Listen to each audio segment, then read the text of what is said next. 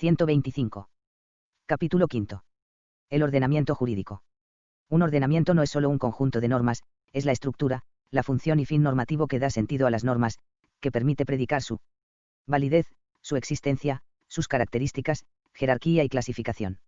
Las normas jurídicas sin inscribirse en un ordenamiento no podrían explicarse, reconocerse como jurídicas, ubicar su jerarquía, su lugar en alguna clasificación, determinar su validez, existencia y eficacia. Y el derecho como sistema normativo.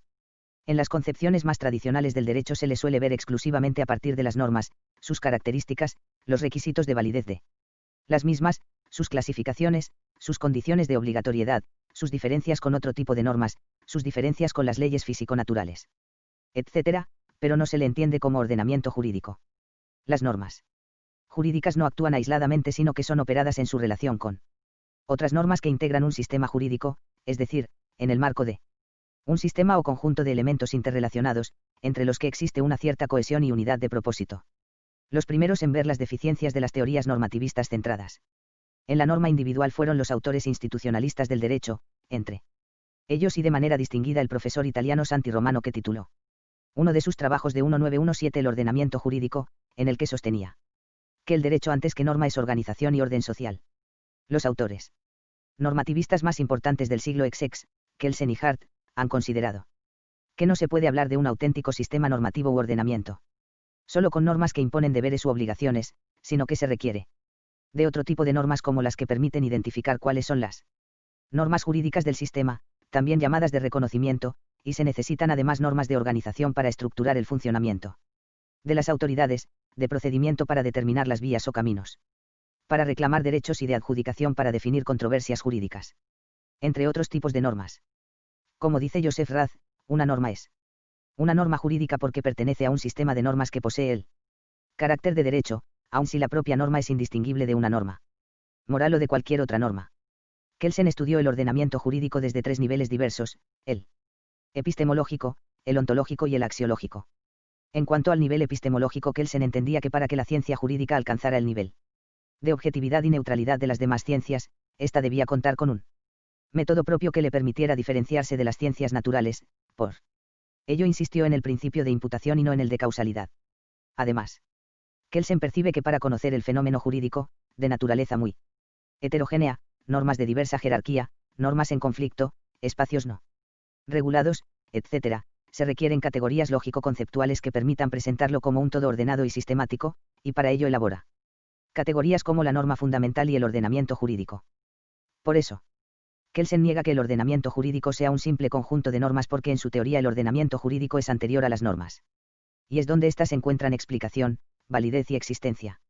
Sin una idea previa de ordenamiento jurídico no sería posible en la teoría kelseniana explicar la validez de las normas, la jerarquía normativa, el carácter unitario y coherente de todo el sistema. Desde el nivel ontológico o de realidad del derecho, Kelsen sostiene que el ordenamiento jurídico sería el conjunto unitario y sistemático de normas jurídicas, por lo que el derecho, a, no consiste en una única norma, b, lo que hace que una serie de normas constituya una unidad es que todas ellas tengan el mismo fundamento común de validez, y c, la serie de normas integradas en la unidad del ordenamiento no forman un conjunto de normas yuxtapuestas o simplemente coordinadas, sino que se distribuyen por grados o niveles subordinados unos a otros. Sin embargo, hay otras disciplinas que tienen carácter normativo como la moral. ¿En qué se distingue moral y derecho? Kelsen dice que las normas jurídicas forman parte de un ordenamiento dinámico y la moral de un ordenamiento estático. Un sistema normativo dinámico se construye a partir de la norma básica, no por el contenido de las normas, si son justas, si promueven la bondad, etc., sino por delegaciones de autoridad de las normas de mayor jerarquía, que autorizan a las de menor jerarquía a producir otras normas hasta que la cadena de validez concluye con la norma de ejecución. En cambio, en los sistemas normativos estáticos, como la moral, la relación entre las normas no está en función de una forma que autoriza una delegación de mayor a menor jerarquía, sino que el vínculo de las normas depende del valor o del contenido de las normas superiores, así las inferiores se infieren de las superiores porque éstas se consideran las más justas o buenas.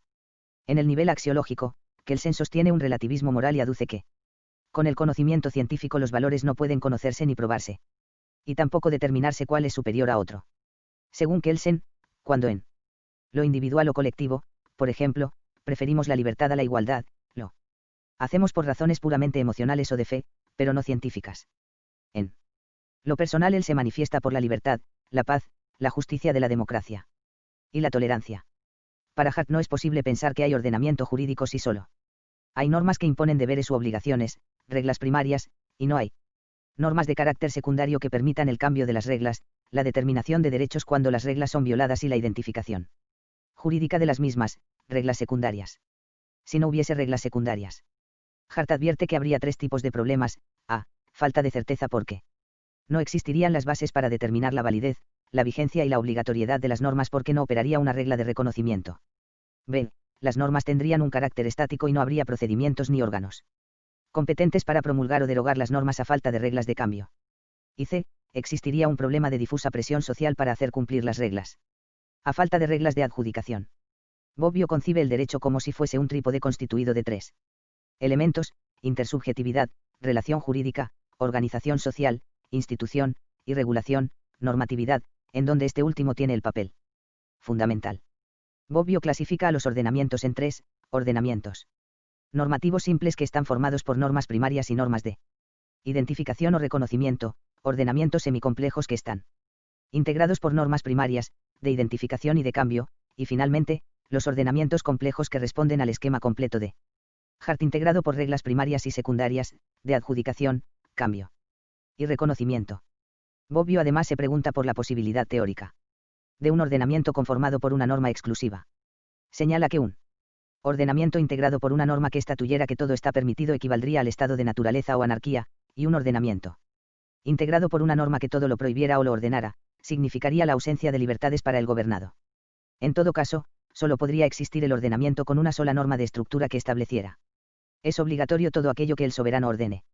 En cuanto a Dworkin ya sabemos que rechaza la visión normativista tradicional y que estima que el ordenamiento se integra por reglas, principios y directrices. Si el derecho solo estuviese integrado por reglas, el juez iría más allá del derecho y violaría los principios de división de poderes. Legislaría, y la prohibición de la retroactividad, porque se elaboraría una regla para el caso concreto sin haber estado vigente previamente. El ordenamiento para tener unidad, ser coherente y pleno necesita de algo más que las reglas.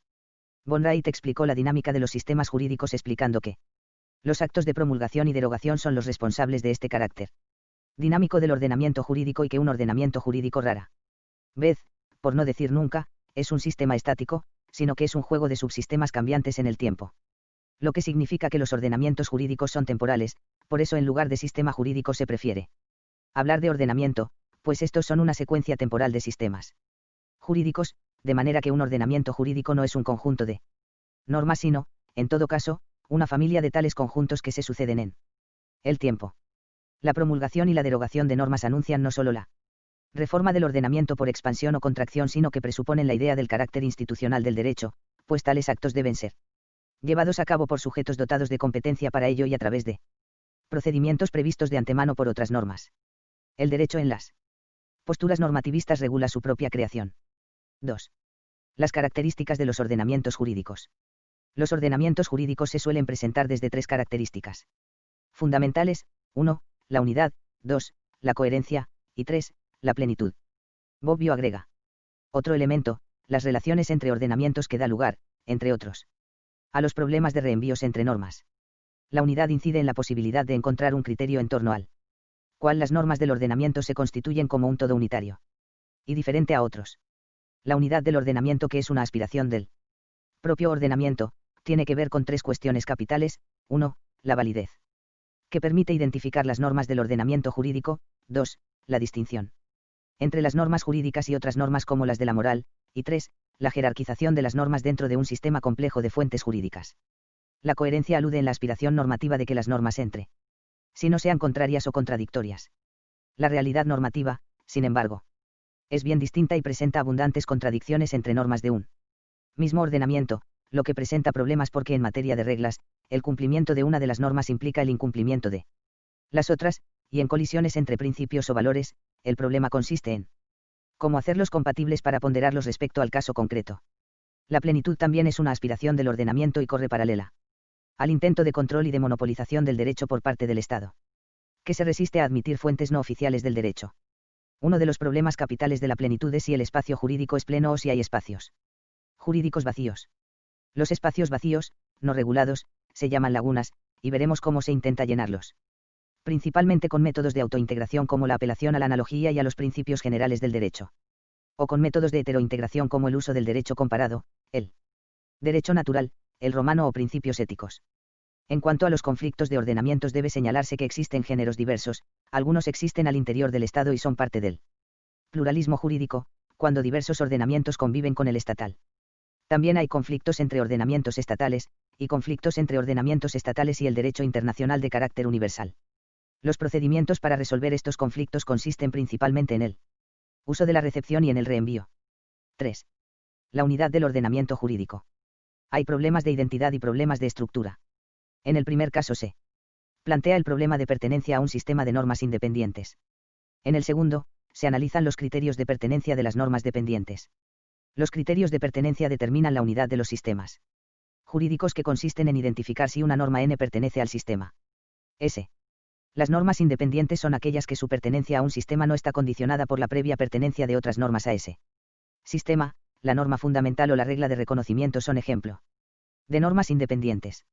Las normas dependientes presuponen la existencia previa de otras normas que pertenecen a ese sistema, ya sean independientes o dependientes, desde las normas constitucionales a la sentencia y el contrato.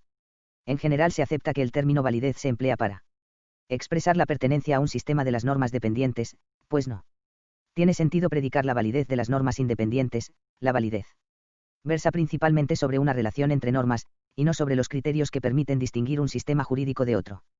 Una de las primeras teorías sobre la pertenencia de las normas a un sistema es la de John Austin, 1790 a 1859, quien señaló que una norma pertenece a un sistema jurídico si ha sido dictada directa o indirectamente por un legislador soberano. Las normas jurídicas son imperativas o mandatos emanados de un soberano y dirigidos a los súbditos en el ámbito de una sociedad política independiente. Un mandato es la expresión de un deseo de que alguien haga o omita algo acompañado de la previsión de un daño en el caso de que tal deseo no sea satisfecho. Esta posición fue criticada por Hart en el concepto de derecho, pues el modelo de Austin no puede dar cuenta de algunas normas como la costumbre y no puede explicar la continuidad del derecho cuando un soberano sucede a otro, ni puede identificar al soberano en muchos estados modernos. En Kelsen la validez o pertenencia de una norma jurídica se fundamenta en otra superior y así sucesivamente hasta llegar a la norma fundamental.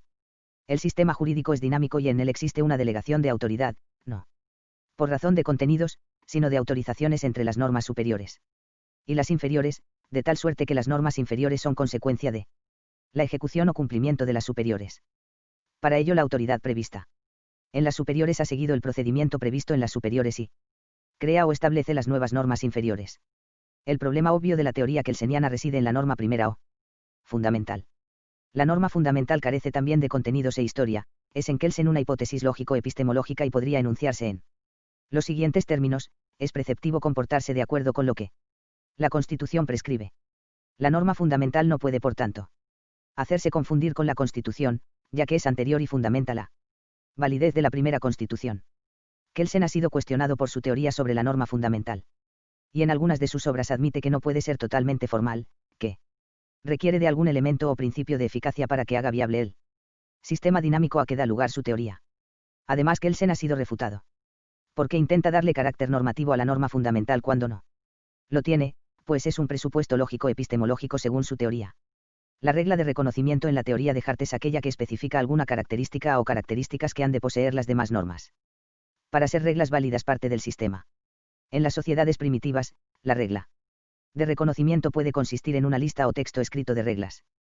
En las sociedades más desarrolladas, las características para identificar las normas válidas es variada. Se puede hacer referencia a un texto revestido de autoridad del que derivan las demás, al hecho de haber sido sancionada por una autoridad específica, a su larga vigencia consuetudinaria, a su relación con ciertas decisiones judiciales, a los requisitos para su elaboración, etc. Entre las características de identificación pueden surgir conflictos, por lo que será necesario jerarquizarlos o escoger uno de ellos como el básico. Hart, sin embargo, no habla de diferentes reglas de reconocimiento sino de la regla de reconocimiento. Según Hart, la regla de reconocimiento consiste en el reconocimiento concordante de los tribunales y funcionarios al identificar el derecho por referencia a ciertos criterios y apreciar críticamente las desviaciones propias y ajenas. El reconocimiento es entendido como un criterio común y público de decisiones correctas y que engloba el reconocimiento de los particulares de obedecerlas. La regla de reconocimiento artiana es por tanto fáctica, sociológica, no. Pretende ser normativa, no pretende tener validez, porque ella misma es el criterio de validez.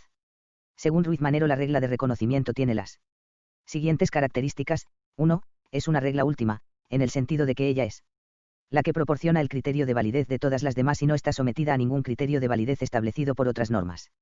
2. Al ser ella el criterio de validez, su validez no es cuestionable. 3. Su existencia no es como la de los demás, ya que consiste en un hecho fáctico o sociológico.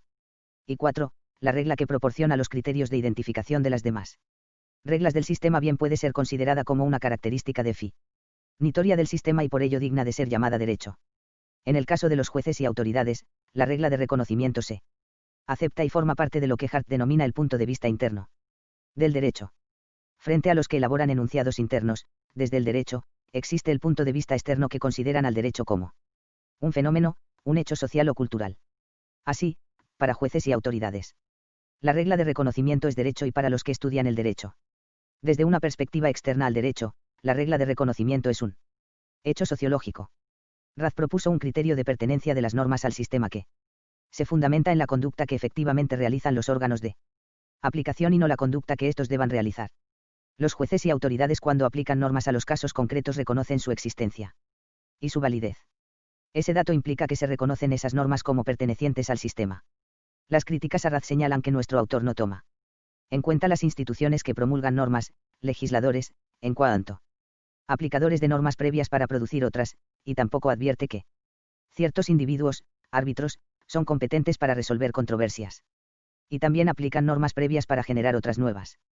En la teoría de Dworkin se indica que el punto de partida erróneo del positivismo jurídico ha consistido en pretender que el derecho es solo normas o reglas, cuando en los casos difíciles hay que acudir a principios.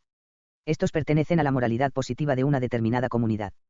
Y el derecho, por tanto, debe entenderse como un campo integrado por normas o reglas jurídicas institucionales, exigencias morales o principios y directrices políticas. Esta concepción jurídica pone en entredicho la existencia de criterios descriptivos y conceptuales de identificación de normas. Ya que en Dworkin lo más importante es la justificación de las decisiones jurídicas y judiciales, lo que abre al derecho a un universo valorativo que lo configura como una práctica política colectiva. Aspecto que indudablemente dificulta las posibilidades de identificación de normas con los criterios positivistas tradicionales. En cuanto a los problemas de estructura, vinculados a normas dependientes, en general se acepta que las normas jurídicas dependen de otras previas y superiores, lo que explica la jerarquía normativa entre las normas y el carácter dinámico del ordenamiento. De manera que una norma es válida por haber sido creada por órgano competente conforme al procedimiento establecido por otra. El fundamento de validez proviene de las normas superiores. El carácter dinámico del ordenamiento explica las relaciones de jerarquía entre las normas, pues la norma que regula la creación de otra es superior a esta y la creada de acuerdo con tal regulación es inferior a la primera. Además, el escalonamiento entre las normas y la manera en la que se van produciendo las normas por delegación de autoridad de superiores a inferiores y no por el contenido de las normas, también permite distinguir a las normas jurídicas de otras normas, pues las normas morales o convencionalismos sociales no participarían del esquema de derivación y de creación entre normas, de delegación de autoridad, que es propio solo de los ordenamientos jurídicos. Se insiste dentro de los problemas de estructura normativa en distinguir entre deducibilidad y legalidad. Se entiende el criterio de deducibilidad como un criterio de pertenencia propio de sistemas estáticos como el de la moral, cuando se considera como condición necesaria y suficiente de pertenencia de las normas al sistema. Ese criterio se podría enunciar de esta forma: si n pertenece a S y N1 es una consecuencia lógica de N o es una consecuencia lógica de N y del enunciado E, entonces N1 pertenece a S.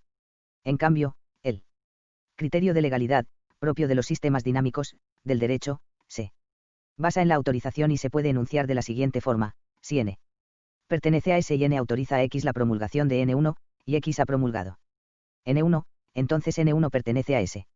En el criterio de legalidad, la relación de dependencia está constituida por la autorización de la acción normativa que proporciona la norma superior para constituir o crear una norma inferior, tal como se insiste en el positivismo kelseniano, y no por el contenido normativo entre las normas. 4. La coherencia del ordenamiento jurídico. Existe en el ordenamiento la pretensión de que las normas que lo integran no sean incompatibles entre sí, que no se opongan entre ellas. A esta aspiración se le denomina coherencia.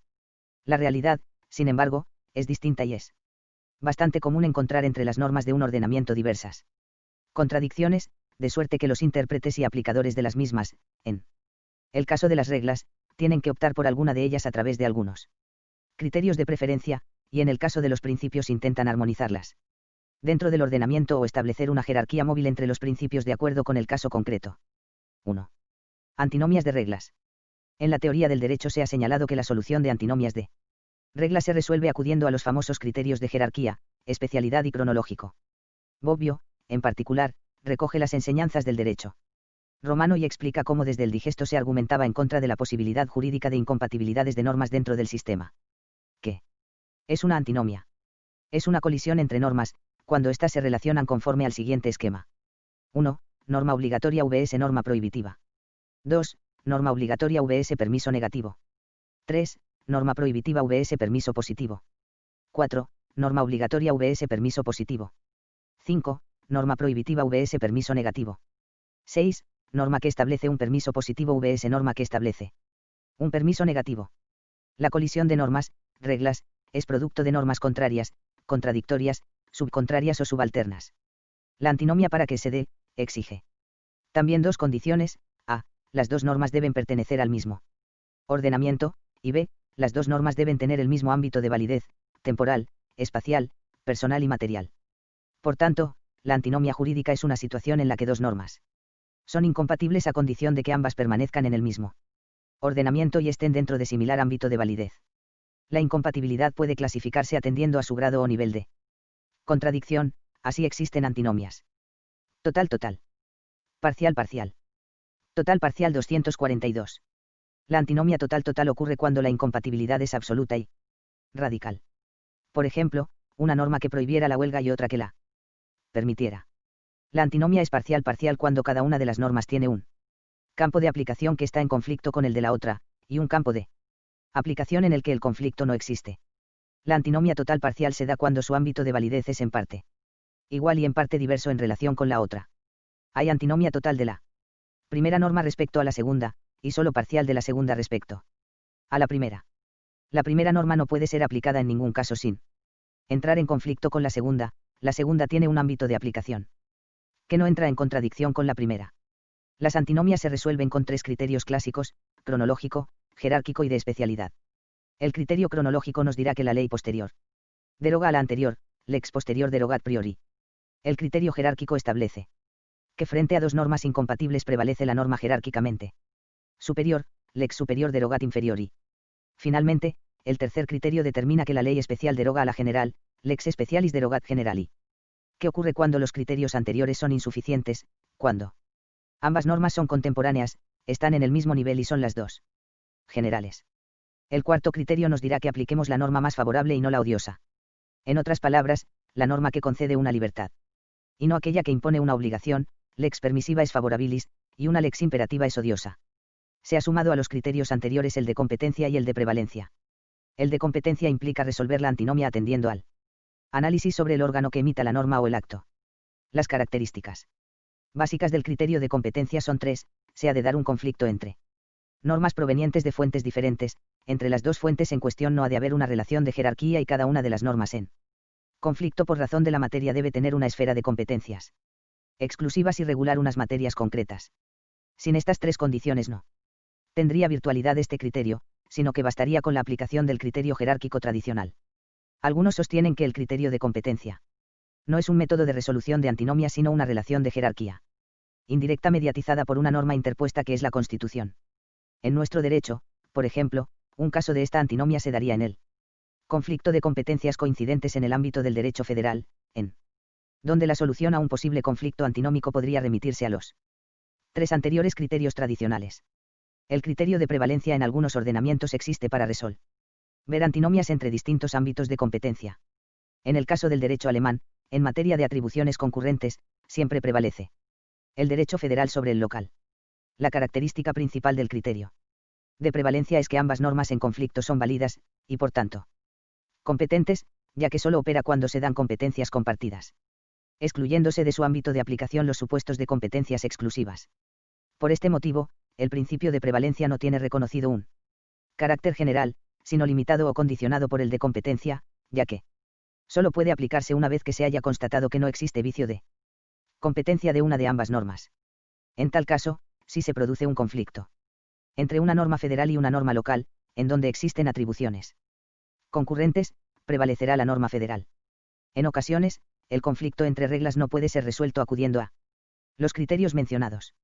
En la teoría tradicional del derecho se nos dirá que la solución se confía a la libertad del intérprete, el que valiéndose de todas las técnicas de la interpretación resuelve, y que para ello tiene tres posibilidades. 1. Eliminar una de las dos normas. 2. Eliminar las dos. 3. Conservar las dos. La tercera vía es la que los intérpretes constitucionales siguen con más frecuencia porque no tiene un poder abrogativo frente al legislador. Se trata de un tipo de argumentación sistemática que relaciona el sentido de una norma con el resto de normas de un ordenamiento jurídico y que, además, tiene una doble dimensión, tanto negativa, que sirve para rechazar posibles significados de una norma incompatible con otras normas del sistema, como positiva, que responde a la necesidad de atribuir el significado conforme o más adecuado de la Constitución con el resto de normas del ordenamiento jurídico, cuando entran en conflicto o colisión valores, principios y derechos fundamentales. También se puede presentar el conflicto entre criterios. El criterio más fuerte es el jerárquico, en caso de conflicto entre el criterio jerárquico con el cronológico, o entre el jerárquico y el de especialidad, prevalece el primero. Por el principio de jerarquía normativa. El segundo criterio en fortaleza es el de especialidad. El criterio más débil es el cronológico. 2. Las colisiones entre principios jurídicos. Los conflictos entre normas no se dan solo a nivel de reglas. Si subimos un escalón más, podemos decir que en todas las partes del orden jurídico se notan fricciones entre los principios de todo derecho, es decir, entre los principios de justicia, de funcionalidad y de seguridad jurídica. Ninguno de los principios puede ser realizado de manera total, alguno de ellos tiene que ser sacrificado, total o parcialmente, dependiendo de los casos. El problema de colisiones entre principios no puede atenderse como el problema de las antinomias entre reglas. Los conflictos o antinomias entre principios, según algunos, se caracterizan. 1. Porque o bien no existe una superposición de los supuestos de hecho de las normas, reglas, de manera que es imposible catalogar en abstracto los casos de posible conflicto, como ocurre con la igualdad o con los derechos fundamentales, bien porque, aun cuando pudieran identificarse las condiciones de aplicación, se trata de mandatos que ordenan observar una conducta en la mayor medida posible, siendo así que la determinación de lo exigible depende de la concurrencia de otros principios o mandatos. 2.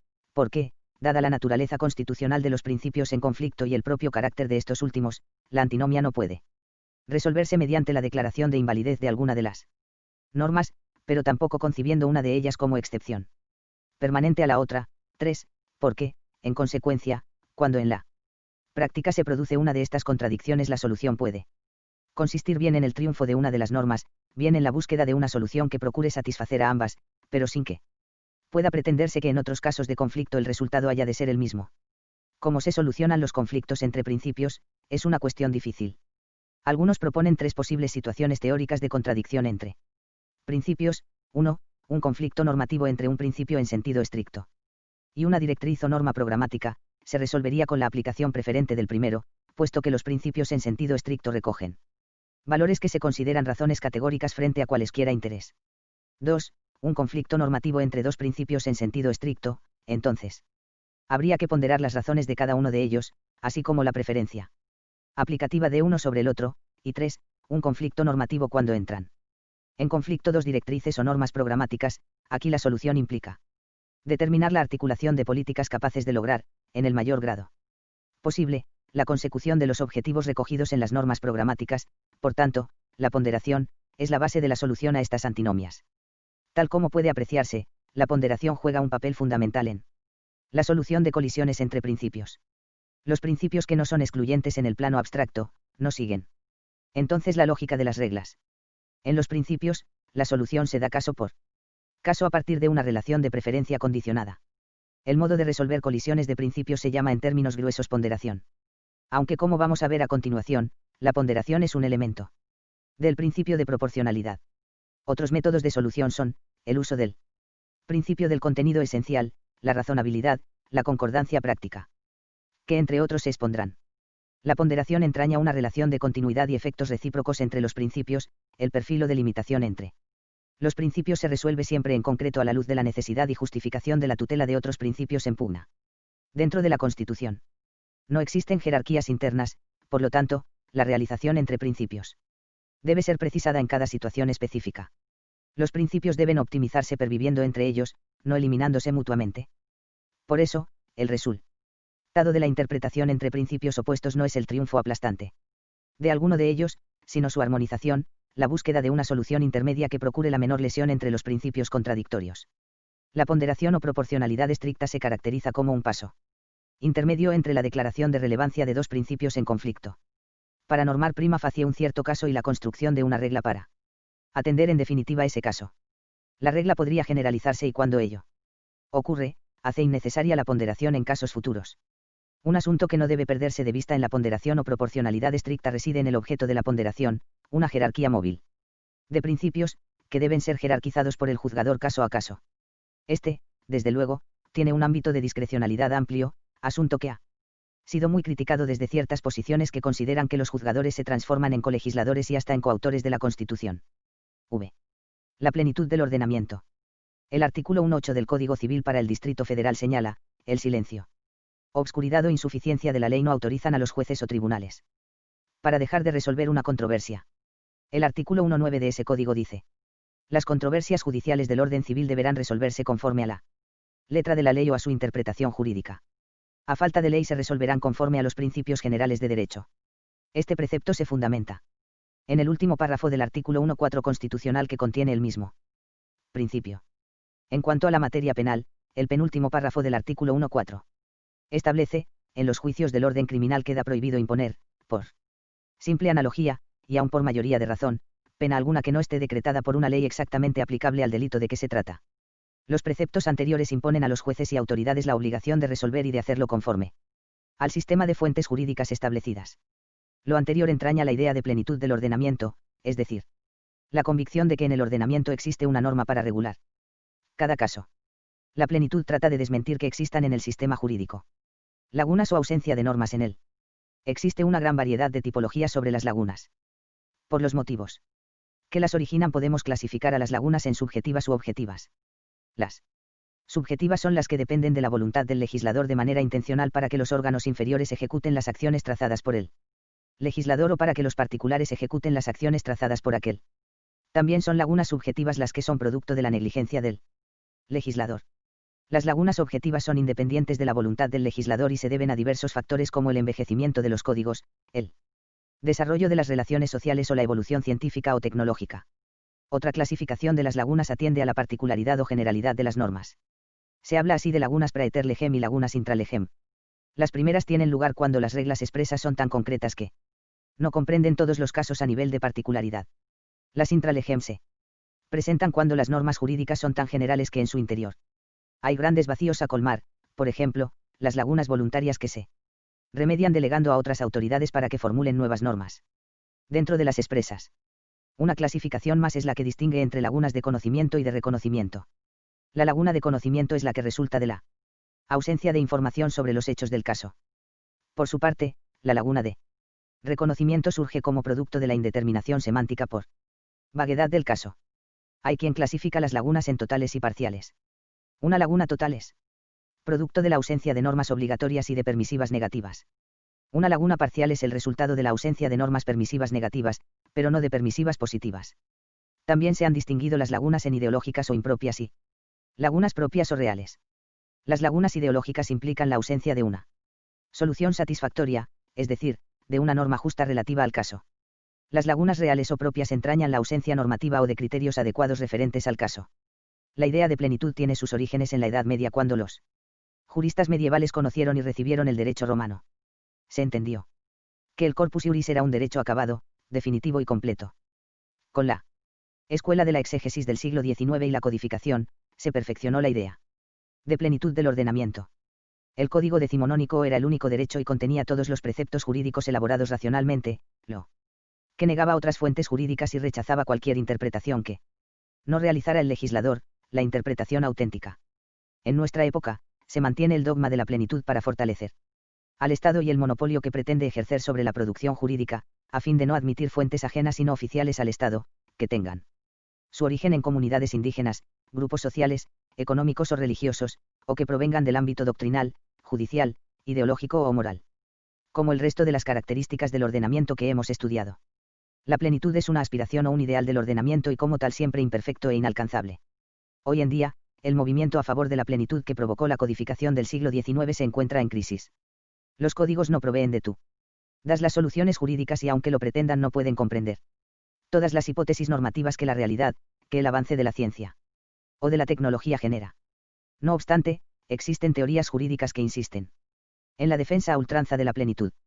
Bergbohm elaboró la teoría del espacio jurídico vacío. Esta teoría entiende que el derecho representa una limitación a la libre actividad humana.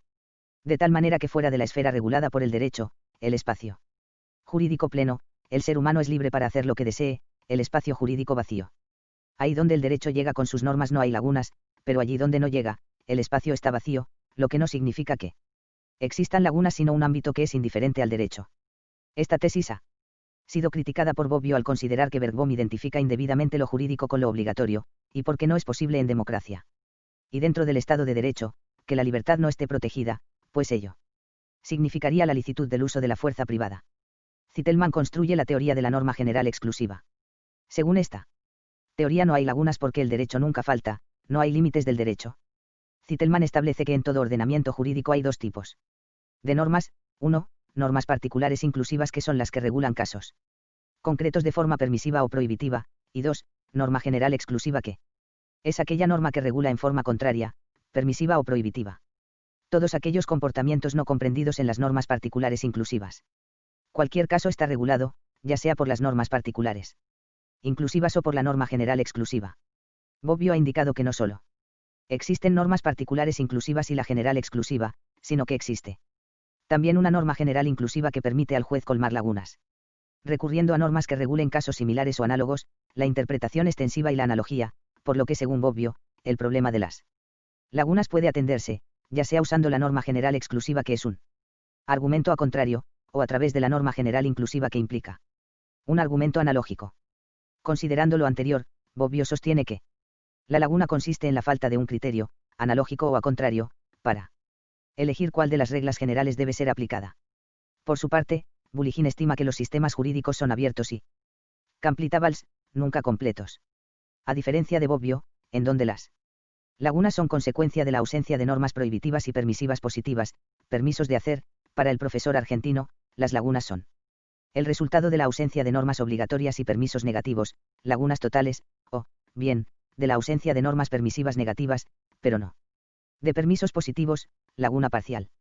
De esta manera, la tesis de Bulligin se opone por un lado a Kelsen, quien afirmaba la inexistencia de lagunas en el ordenamiento, como a la de Norberto Bobbio, que las reconoce, pero las explica por la ausencia de normas que prohíben y que permiten hacer.